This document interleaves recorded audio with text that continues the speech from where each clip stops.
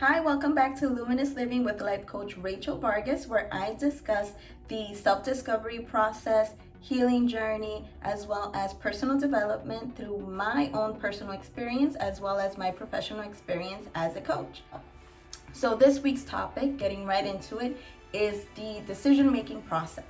Now, I believe that this is super vital and important because, of course, our future is made up of all these decisions and choices that we make in this present moment. Now, the decisions and choices that we make in this present moment are affected by our past experiences. So it's like everything's happening at the same time in the now, eternal time, as some people might refer to it. So what I do right now, the decisions I make, the choices I make are going to influence my future. But those decisions that I'm making right now, once again, are being dictated to a very large extent based upon my past experiences and my memory. Now, what do I do when I'm trying to break away from a negative behavioral pattern? So, for example, I work with a lot of people that are trying to make that transition between I just feel like I'm a little too aggressive sometimes, or negativity just clouds my mind and I feel like that's affecting my decisions. I'm easily triggered. People refer to me as someone that they feel that they can't speak to, and this has been affecting their relationships. Particularly, I'm going to focus slightly on relationships because this is the example that I'm going to use. So, how do we go about transforming that negative behavioral pattern into something positive? One step at a time. I always begin with our clients letting them know, you know what, when you're faced in a situation where you need to make a decision or a choice, don't feel like you have to jump right into it and give a yes or a no, or just impulsively give a reaction to whatever you're being confronted with. Take your time. In the beginning, it's like you're stopping everything around you. So you have to slow down, take a couple of deep breaths to try and center yourself and really look at the situation objectively. So, example, I'm working with a client for some time, and she's been doing a phenomenal job with just really thinking about the words that are coming out of her mouth, really thinking about how she's reacting to certain situations because she wants to see herself in a more positive light, in a more positive space. And I got a phone call on a Sunday out of nowhere. She's like, it's an emergency. I really need to speak to you. I don't want to go back after so much progress, and I'm being confronted with a situation that's really triggering me. So I get on the phone. She's like, okay. She's dating someone, wonderful relationship. It's overall, for the most part, a healthier relationship in comparison to her past experiences. But she's having an issue with the fact that the ex-girlfriend apparently is looking through social media and is getting back in contact with him. There's a lot of trust within themselves, between the client and her significant other, because he has been honest about everything that had been going on and had been keeping her informed. She grew very, very upset because this other person was now lurking through her social media platforms and made it very apparent. It wasn't through a fake account, it was through hers. And we all know how this can easily get someone, riled up. And that situation took her back to before we started coaching, took her back to that place where she was easily triggered and she would have just adverse reactions and act on impulse, and the anger would take over, and she didn't want to go back there. So definitely commended her on the fact that, I'm glad you reached out for help. You found yourself in a situation that you couldn't feel like you could control at the time, and instead of reacting and just letting your anger take over as you would do before, now you're taking the steps to really think things through before you act, and you reached out for support. Wonderful. Now, what do you do in a situation like that? You're angry, you're upset, you just want to choke somebody out, but you want to do better. You don't want to be in that space. You don't want that person to take you there. So what did we start with? A breathing exercise. Literally took us 60 seconds. Why? Because her adrenaline was on a high. Adrenaline was on a high, stress levels are up, heart is beating super fast. This all affects the coherence between the heart and the mind. When there is no coherence or very little coherence between your heart and your mind, what happens is that your thinking process gets very, very cloudy. and it's hard to think effectively. AKA when people say, I just saw red. I didn't think, and nothing was going through my mind. It was just like this primal reaction to things. So breathing, to get your heart to beat rhythmically and really create that coherence between the heart and the mind, can calm you down, can center you, ground you, and open up your mind to possibilities that maybe you couldn't see before because you were just so upset. So we did that for 60 seconds. Very simple breathing exercise. You inhale through your nose 4 seconds, hold it for 2, and slowly let it go for 4.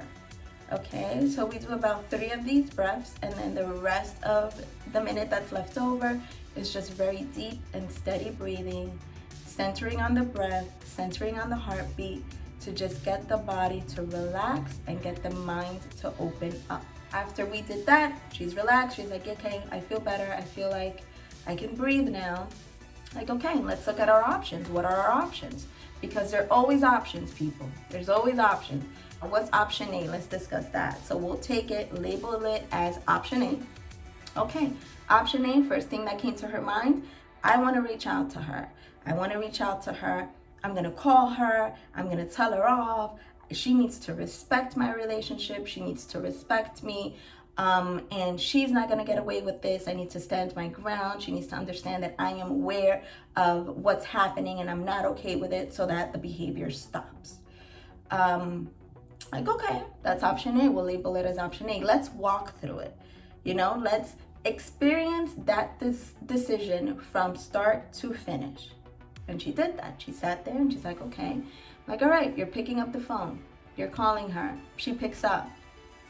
You start saying whatever it is that you want to say. Where do you see this taking you? And she walked through it step by step. And this walkthrough took her like 2 minutes to do.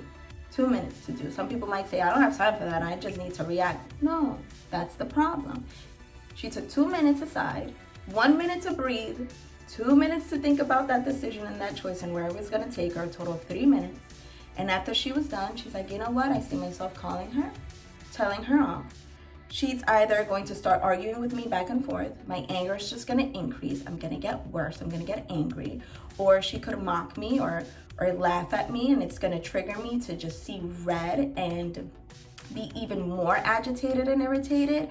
Or she could even say something about her and my client's current significant other when they were together, and that's just going to have me blow my gasket, and I'm going to get angry at him.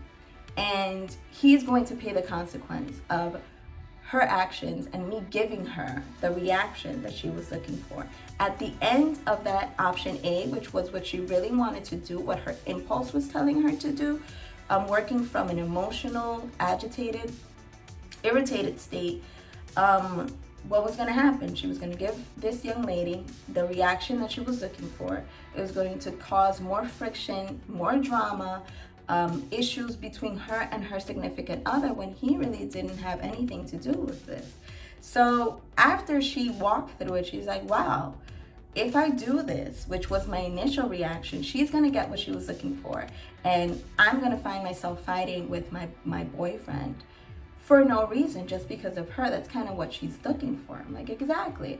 And where are you in terms of your feelings, your emotions? She's like, oh, if I'm angry now after that phone call, I'm going to be super pissed off, like whole nother level. It's gonna just get worse. I'm like, okay, so it's not solving your problem. Is it solving it? Is it not solving it? She's like, no, it's not solving it. It's making it worse. I'm like, okay, what's option B? Option B for her was, I block her. I block her from social media. I block her from everywhere. He blocks her from everywhere, which he had already been doing, but she had been reaching out through other sources. And she's like, now I block her so she can't see my stories and she can't see my pages. She can't see if we're together, and I don't have to see her on there lurking, pissing me off. We walk through that option. Okay, you do that. How do you feel? She's like, this doesn't feel right to me. There's something in it that's missing. So I'm like, okay, what is it? It's like, you know what? I'm blocking her from everywhere, but I'm still giving her unnecessary attention because Now this person is still having some sort of control or influence over my decision and how I live my life and how we portray ourselves as a couple, and what we do and we don't do. I'm happy and I'm in a beautiful place and we're very much in love, and if I want to put that on a platform somewhere because I feel good, he feels good, we should have the right to do so without having to have this outside negative influence trying to change that. It's like, no, it's not the option. Is there a third option? Does something come up for you as a third option? She goes, you know what? Third option, I do absolutely nothing. And when that came out of her mouth, I heard the relief in her tone, and she laughed and she's like, you know what? I do absolutely nothing. You know, if she wants to look. I mean, everyone has free will. This situation has more to do with her and what she's going through than with me. And you know what? I don't need to play into it. I don't need to feed my energy into that. I don't need to drink the poison that this person is sending over to me. And that in itself was extremely empowering for her. And she just stepped into that and she's like, you know what? This is my option. I do absolutely nothing. If this person wants to drive herself crazy because she feels some type of way, that's not my responsibility. I don't need to invest my energy into that. And my relationship does not have to suffer any consequences in any way simply because this outside person is sending over some sort of poison for whatever reason. I don't need to drink the poison. I am happy. I am in love. Just a huge breakthrough for her because it's completely the opposite of what you would normally do in the past. It's like, no, in the past, I would have called, I would have met up with her, I would have gone wherever she was. It was just going to spiral into ongoing weeks, even months of some sort of rivalry. She's like, I'm so at peace now. I'm so at peace with understanding that I have a choice. And I have an option, and that I'm happy. And if me being happy makes someone else upset, that's their problem, not mine. So I choose to react differently. I choose the option of peace, of continued happiness, of fulfillment, and not invest my energy in something that was just trying to drain me or to poison me or fill me with negativity.